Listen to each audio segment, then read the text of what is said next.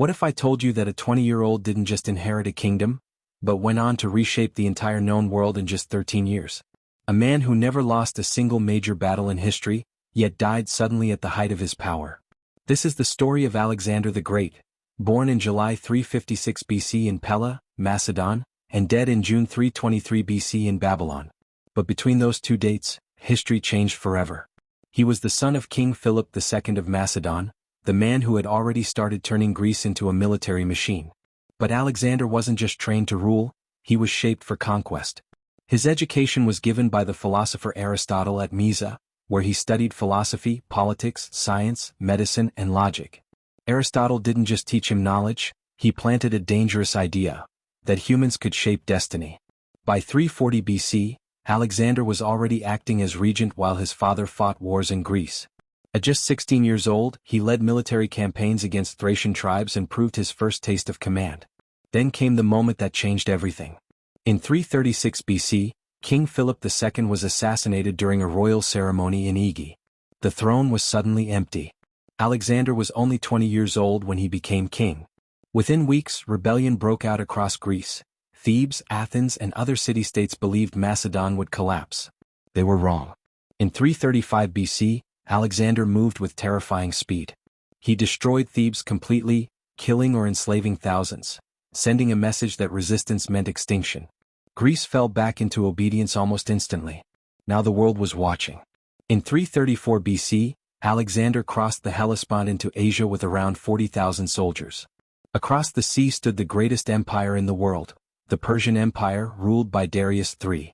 Persia controlled lands from Egypt to India, with armies that dwarfed anything Greece had ever seen. No one expected Alexander to survive. But in May 334 BC, at the Battle of the Granicus River, he attacked first, personally charging into combat. Persian satraps were killed or captured. His reputation as an unstoppable force began. Then in November 333 BC, at the Battle of Issus, everything escalated. Darius III himself led the Persian army. The battlefield collapsed into chaos. Alexander broke through enemy lines and nearly reached Darius directly. The Persian king fled, abandoning his family and treasure. That moment shattered Persia's illusion of invincibility.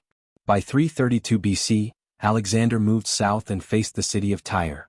It took him 7 months of siege warfare, one of the hardest battles of his life.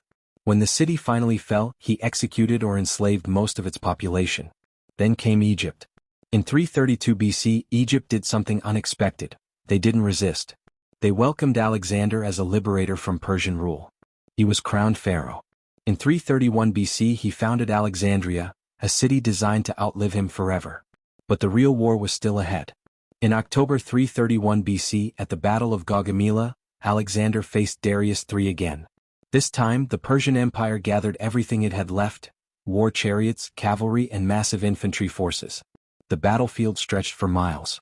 Alexander's army was outnumbered heavily.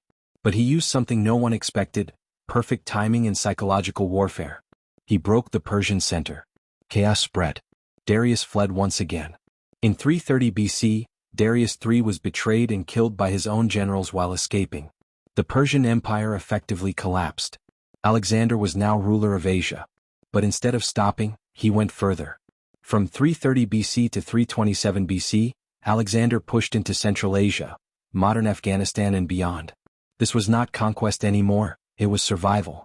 Ambushes, mountain warfare, and constant rebellion nearly broke his army. Then came India.